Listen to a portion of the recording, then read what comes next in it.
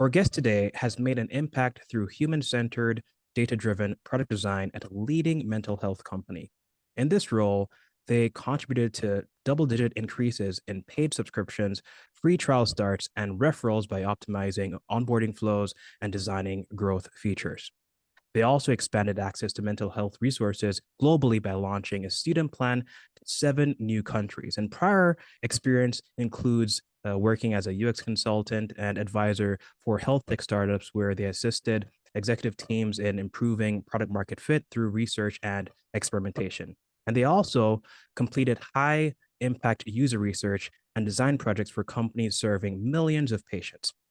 With a track record of enriching people's lives through product design, our guest is eager to merge their design talents with product strategy.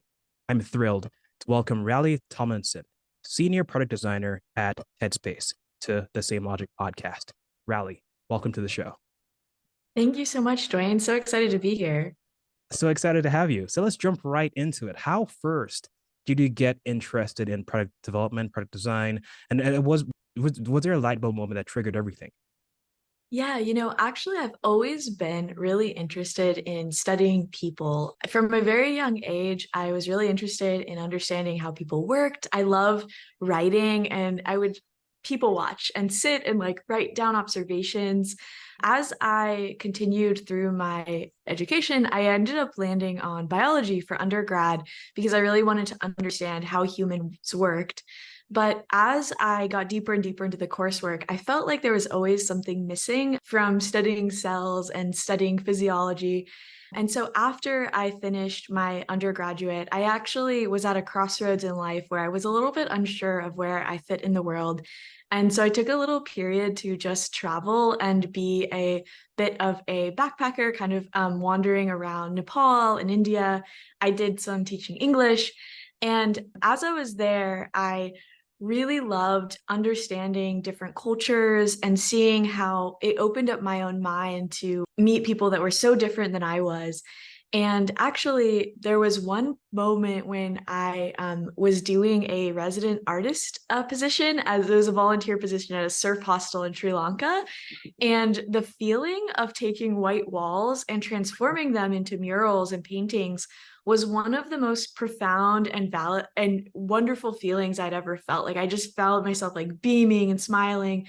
And I kind of had this moment where it's like, there's such a beautiful human power that we have to create. And I think it was one of the first moments where I decided I really wanted to choose a career that was creative and be part of bringing new things to the world that didn't exist before me, or that I had some part in bringing to the world. And at the time, I didn't know how that would manifest. So I came back to the US after about 2 years of traveling on a shoestring budget. I kept a blog where I was spending on average $5 a day traveling, and came back to the US and actually found out about UX and did a UX boot camp and began my journey. And I think part of the reason that UX has been a really good fit for me is just the alignment between understanding users and really the foundation of empathy and observation and people watching, with the other side of loving to create and loving to even very understand very technical things like biology, but bring new ideas to the market. I love that. So walk me through what a typical day looks like for you. How do you stay focused? Yeah, that's a great question. So typical day for me starts with a cup of coffee. I have an espresso machine that I love, and coming online right around 9 a.m., sometimes a little bit earlier, but usually I try and kind of not check Slack and email first. I actually try and do like a quick writing moment of what my goals are for the day. And so that at the end of the day, I can kind of look back and see what I've accomplished. I also do this like a pre-week and end of week reflection, which has been really helpful for capturing the day. I think it's so easy for us to like get caught up in all of the shallow work of Slack and email. And when you're in a company that has so much going on all the time, there's a million threads happening.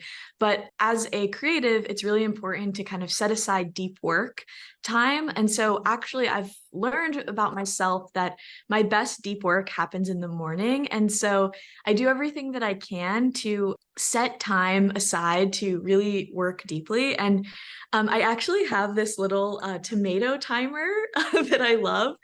And so I will, if I'm having trouble like getting started on a specific design project, or the types of projects I do are either research, Figma design, or writing. So there's a lot of documentation, whether it's writing a strategy doc or creating a deck, or even just communicating research findings that you want to like share with the team and have other people comment on through a Google Doc. If I'm feeling intimidated by what I want to do, I usually just trick myself into saying, well, you can focus on this for 20 minutes, right? And I'll set my timer. And then I've always found that that's a really helpful way to feel better about my day. And I end up getting so much more done when I can hack kind of getting started. That's the hardest part for me, because once you're flowing and once you're in it and once you've kind of started it, everything else kind of flows so much easier. I love that. So you mentioned that you traveled pretty much through Sri Lanka, and one of the things that drew you to the industry is just basically understanding people, and pretty much that being the foundation of empathy. So it's cool seeing that you work at Headspace. What drew you to Headspace? Was it the knack for understanding people and helping people to be a better version of themselves, or yeah, what was it?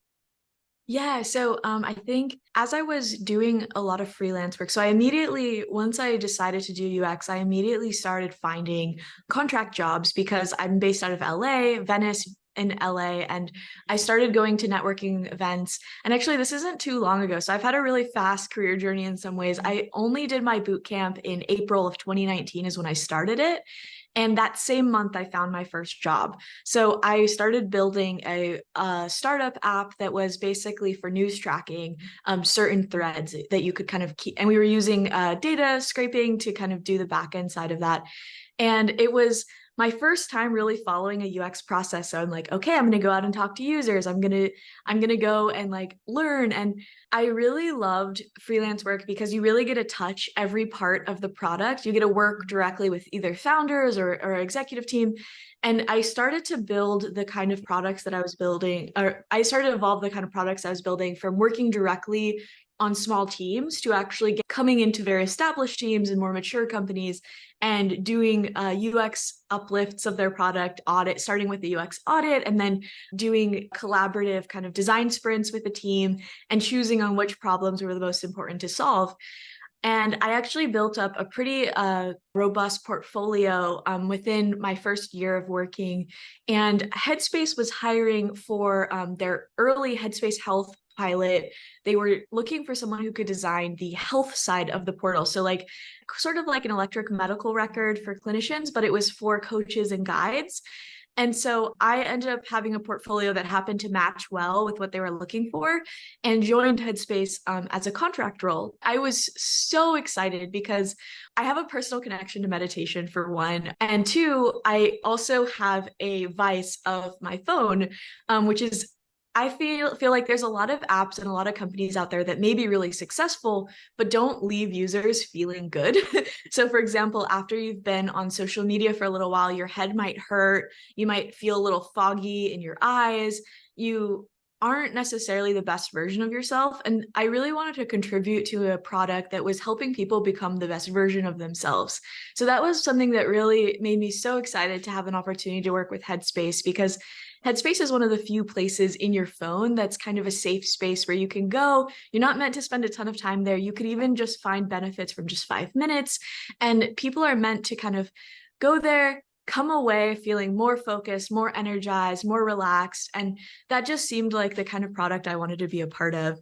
And then just to touch really quickly on the personal side. So I had spent a year in India and actually in Nepal. And part of the things that so over that 2 years I was traveling, a lot of the reason and the draw was around these big questions that we never have time to ask, like, who am I? What is my purpose in life? Where do I fit in this world? And meditation has always been a way of kind of allowing myself to take a pause and think about those questions. But also, I had really learned a lot from being in these places like India and just seeing how interwoven meditation was in the society where kids in school are, for PE, before they start their PE, they're all sitting together and meditating. And how friends that I would meet were so emotionally mature, and they would refer to meditation as like a form that they've done since childhood to emotionally regulate. And actually, personally, I grew up, my mom taught me to meditate when I was a really young child. And so it was always a goal of mine to be a better meditator from like the time I was about probably 4 years old. And I even did my senior thesis in biology. When I was studying biology, I did a senior thesis on the neurology of meditation. And so there's a lot of research out there. And, a lot of people think of meditation and science as two separate, in very two separate categories. But there's actually, over the last 10 years, there's been a ton of research, and meditation was like one of the first scientific studies that was proven to show neuroplasticity. So they actually were able to observe changes, physical changes in the brain from people meditating. Wow, that's fascinating. With pretty much leading a team, it can be very stressful at times, knowing what to do, what to set the different metrics, set the different things that the team needs to be that the team needs to do. How does meditation help when it comes on to knowing what you're supposed to do and like how you're Yeah. supposed to guide and lead the team in the best way possible? So I don't lead a team, but I am part of a triad model. So a lot of companies in tech have this model where we call it a triad, but basically it's product designer, a product manager, and an engineering manager work together. And so I think that there's a lot of responsibility in delivering quality work on time and not blocking my colleagues, as well as delivering other aspects that I'm responsible for. And so I'm more of what you would call an individual contributor versus a leader. But I think that meditation has been extremely helpful in my focus and clarity as an individual contributor, because one of the things that I've realized is it helps me choose what I'm going to focus on. So this sounds, I think when we think of it, if you think of the brain going super fast and like firing off ideas, you think, oh, wow, that person must be so smart or something. But actually, sometimes the most powerful minds are like it's when you can pause and like actually choose what to focus on. So I think that for me, like slowing down and having the moment to, I don't know if it's, if even that's a good analogy, but basically what I'm trying to say is when you meditate, you're kind of like pausing and letting all the thoughts flow by, right? So you've got this loop that might be going about some, drama or something in your life. And then you've got this other loop going. And then, oh, I have to check Slack. Oh, I have to check email. And so I feel like meditation helps give you the skills to choose, because there's a million things you could put your attention on at any given moment. And we live in a world where you're drawn to tons and tons of information that's coming at you so fast. And so I see meditation as a really helpful tool to train your mind to be able to be a little bit more intentional and actually choose what you want to focus on in the limited time that each of us has each day. I love that. So changing gears here a bit, what's your favorite product that you've worked on so far, and what made it stand out? I have worked on a lot of really exciting products. One thing that I worked on recently, it was actually outside of Headspace. There is a place in Silicon Valley called the AGI House, which stands for the Artificial General Intelligence House. And it's been really a really exciting point in our tech evolution as a society, because AI is coming at us really fast, and there's a lot of space to innovate with the products that utilize AI. And I recently went to a hackathon at the AGI House, which was really exciting because I got to be around a lot of incredible ML and AI engineers. And I was actually a little bit nervous to attend because I love hackathons. I've been to Cedar Sinai hackathon. I've done two AI projects actually at internal hackathons within Headspace that were really fun. But I saw on the invite like must be able to code, and I was hoping that I could contribute something as a UX designer. But it actually was really helpful because when I started to see the threads coming in on Discord before the event started, when people were trying to form teams, there was thread after thread saying, "Hey, we're a bunch of ML engineers. We're looking for a UX designer. Hey, we're a bunch of we created this amazing robotic arm for Stanford, and we're looking for a UX designer to help us like make the product better." And when I went, I was so happy to see that it's actually super important that you found that whatever you're building is has a foundation of empathy, and there's humans and a clear flow in the thought process that goes into the product. And I think even at the end of a hackathon, when the judges are happening, a lot of it is based on the use case, because you're not meant to solve and create an entire app or solution within a couple days, but you can have a really good spark of an idea. And the team that I ended up joining had already created basically an ML AI generated music tool. So it was all kind of, the front end was non-existent. It was all through Discord. So like you would be able to kind of generate music through all these prompts, and it would get like lost. And so I had a really clear plan of action to help them. And so I started with sketching, and we started talking about the type of users that would use this tool. How experienced are they in meditation? What's bringing them here? What problems might they be solving? And really, it was one of my favorite projects that I've worked on, because the problem that we were solving was, how do we get people to be more creative? How do we help people feel inspired? How do we help people track a project and branch it? And so the UI that I ended up designing was basically, you could create a project, and then there was like a stepped builder for building your song, and then it would generate a few songs. And the trick was always like, and I think this is a really exciting problem to solve in AI, is how does that branch happen? And how does somebody evolve a creative idea, but still keep track of the parent as that idea evolves? And really, it's made me think a lot about designing for AI products and just building AI products in general, because it changes so much about the way that we think about design. It's no longer a linear journey. It's a branching journey. It's a dynamic journey. And there's so much serendipity and unknowns in how the model could respond, because it's more dynamic. And so that's been an area I've been super excited about lately, and just thinking a lot about like the market of opportunities and their kind of real estate in the AI space. There's a lot of explosion of super exciting startups right now. And so that's an area that I'm watching closely. Yeah, it's fascinating what's happening in the space right now. So as products get more complex, how do you stay focused on core user needs?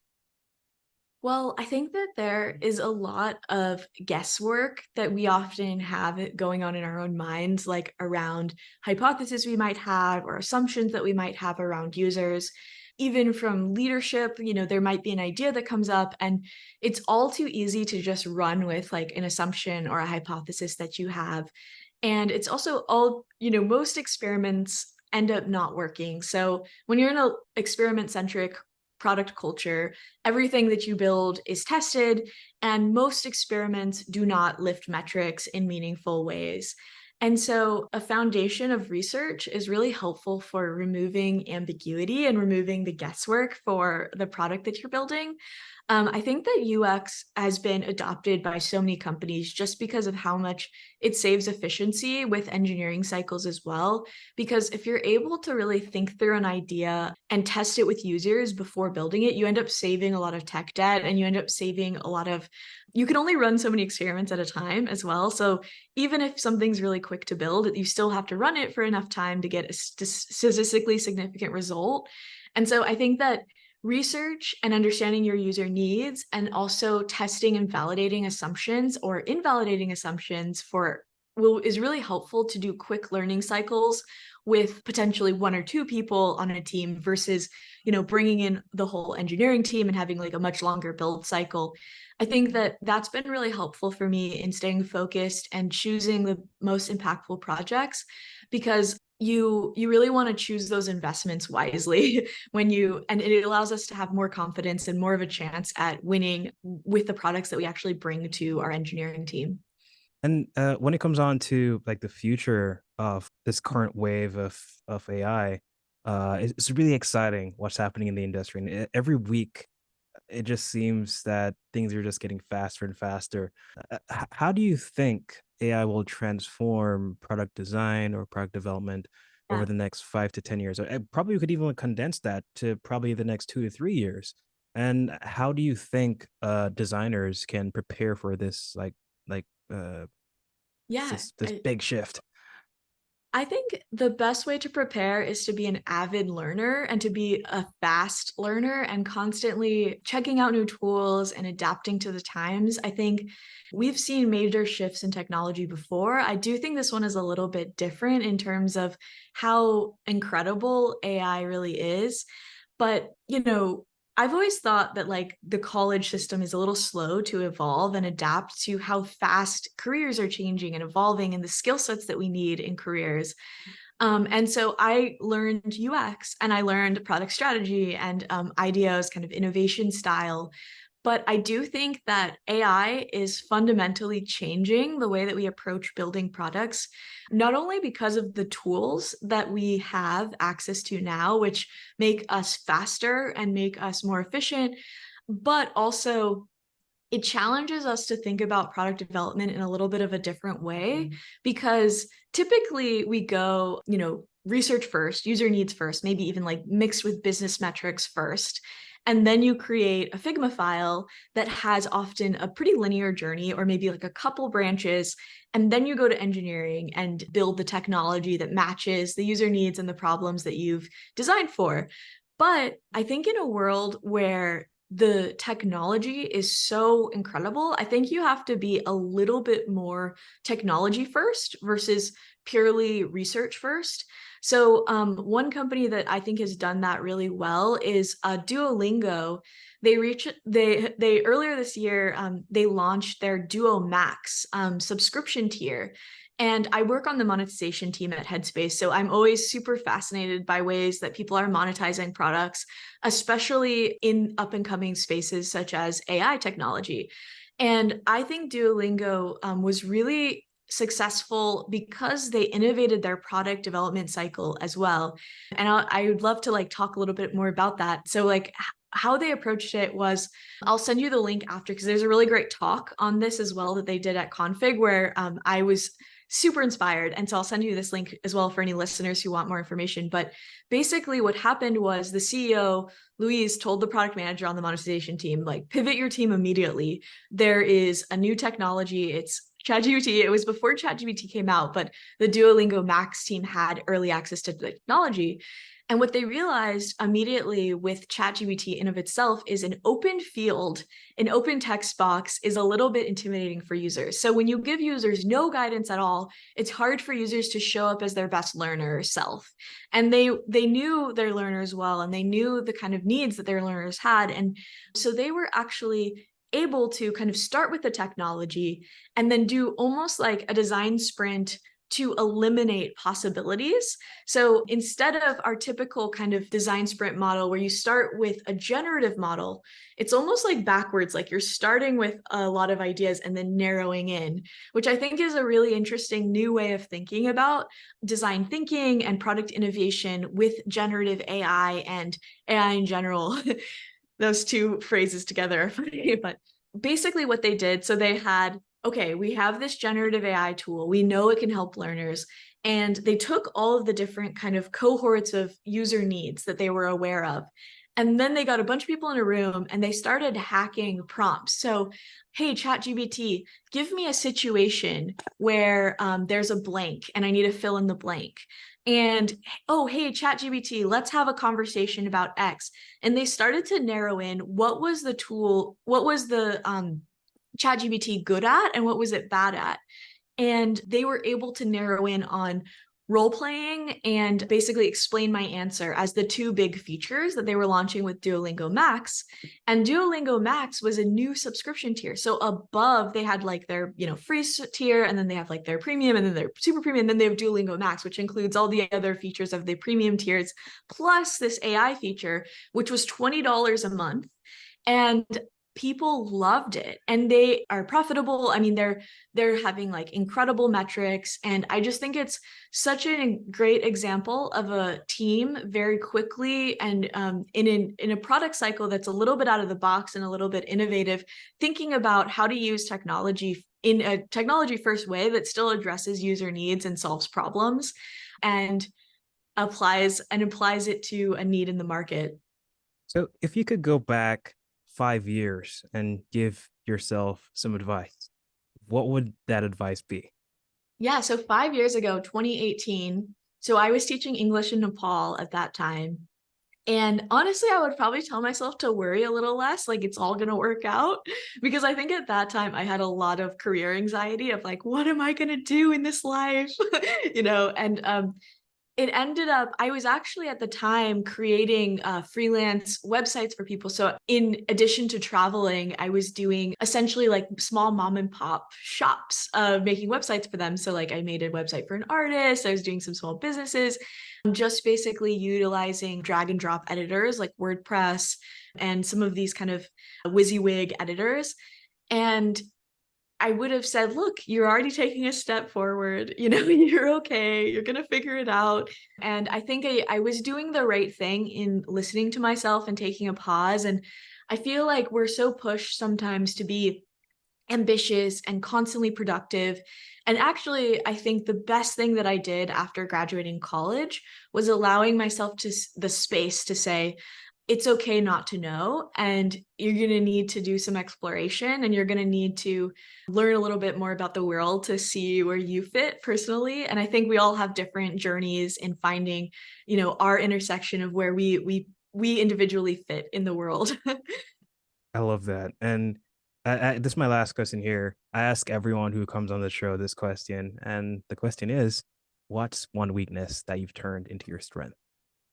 So I think that one weakness that I have is doing really hard things that I'm not interested in and finding a way to like motivate myself and to get engaged when I'm not interested in something. For example, like maybe you need to when I actually tried learning to code and you have like a simple screen you're going to create and it's going to be like long lines of code to like work through that one screen.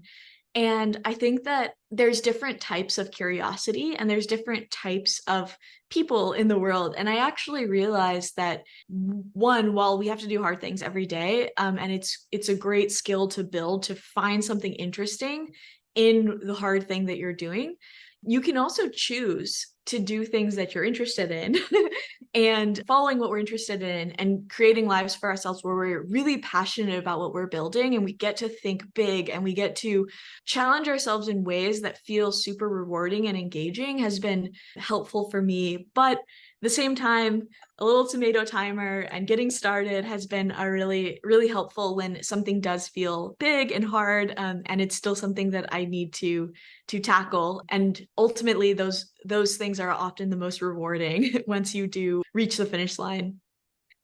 Raleigh, thank you so much for joining us today on the Samelogic podcast. Where can our listeners find you if they're interested to connect? Yeah. So I think LinkedIn is a great spot. My name's Raleigh Tomlinson, which will be spelled out in this title. And then I also have an Instagram, Raleigh.design, where you can follow me, or Raleigh Design is my website as well. So Raleigh.design on the web. And I look forward to chatting with you. Please let me know if you listen to this podcast. And yeah, I would love to talk with you more. Thanks for listening to the Samelogic podcast. To stay in touch, please follow us on LinkedIn or the podcast app you're listening to this on right now for more episodes. I am Dwayne Samuels. Take care.